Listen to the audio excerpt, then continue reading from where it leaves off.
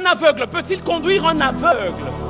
Ne tomberont-ils pas tous deux dans une fosse? Ici, les deux sont dans un même état, mais ne sont pas dans une même position. Il dit un aveugle peut-il conduire un aveugle? L'état, c'est qu'ils sont tous deux aveugles. Mais ils ne sont pas dans une même position parce qu'il y a un qui conduit l'autre. C'est-à-dire, malgré qu'ils soient tous aveugles, il y a un qui est leader et un autre qui est suiveur. Je vais le dire dans le terme de notre conférence, malgré qu'ils soient tous deux aveugles, il y a un qui est père, un autre est fils. Et quand le père est aveugle, il conduit le fils dans un trou. J'aimerais parler à un père et lui dire, un père ne peut pas être aveugle. Un père doit savoir où il conduit son fils. Et quand je réfléchissais sur ça, j'ai retenu 3 cas de figure. 3 cas potentiels de figure en termes de cécité et de conduite. 3 cas de figure. Donc il y a un aveugle leader, le père, il y a un aveugle suiveur, le fils. Et le Seigneur a commencé à me faire comprendre le premier cas. Il dit, dans la nuit pendant que je suis en train de réfléchir, il dit, quand un suiveur est aveugle, c'est pas très grave. S'il a un leader, un père qui voit, il peut quand même arriver à destination. Le texte que je vais vous donner, c'est Marc chapitre 8, verset 22. La Bible déclare, on apporta un aveugle vers Jésus et on le pria de le toucher. La Bible dit, Jésus prit l'aveugle, verset 23, Jésus prit l'aveugle et le conduisit hors du village. Donc l'aveugle ne voit pas, mais Jésus voit. Et puisqu'il voit, il peut le conduire à destination. Quand le Père voit, le Fils n'a pas besoin de voir. Je répète, quand le Père voit, le Fils n'a pas besoin de voir. Il n'a qu'à faire confiance au Père qui voit et il arrivera à destination. Je répète, un Père ne peut pas être aveugle. Le deuxième cas de figure, Jésus en parle dans ce texte. Quand les deux sont aveugles, qu'est-ce qui se passe? Il y aura un accident de destinée. Parce que tous deux vont tomber dans un trou. Perte. Troisième cas, et ça c'est un cas difficile. Je préfère que le Père soit voyant, que le Fils soit aveugle.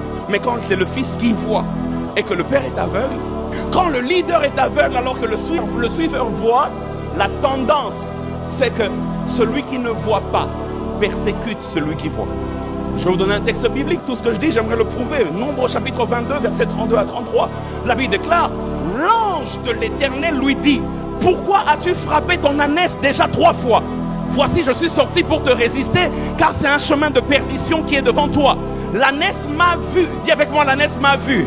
Dis encore, l'ânesse m'a vu. L'ânesse est censée suivre la direction que lui donne Balaam. Balaam, c'est le père. L'ânesse, c'est l'enfant.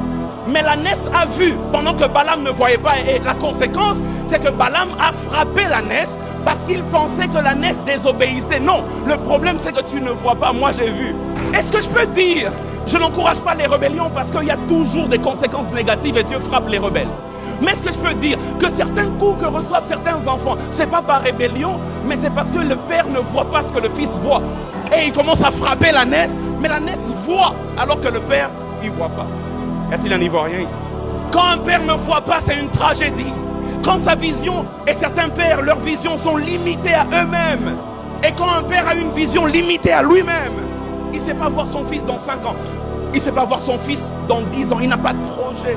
Et je ne le dis pas parce qu'il est là, mais j'aimerais vous dire, l'apôtre Roland Delon, il y a même des choses, Pasteur Mehdi le sait, il y a même des choses que nous on ne voit pas, lui il voit pour nous. Et puis il va te dire, fais ceci, fais cela, et tu avances. C'est-à-dire que le père, pendant que la brebis dort, il va trouver les pâturages.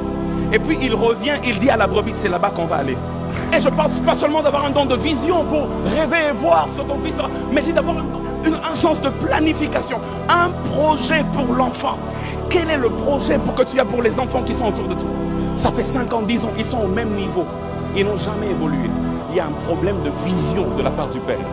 Quand un père a une vision limitée à lui-même, il se fatigue et il fatigue les fils qui sont autour de lui.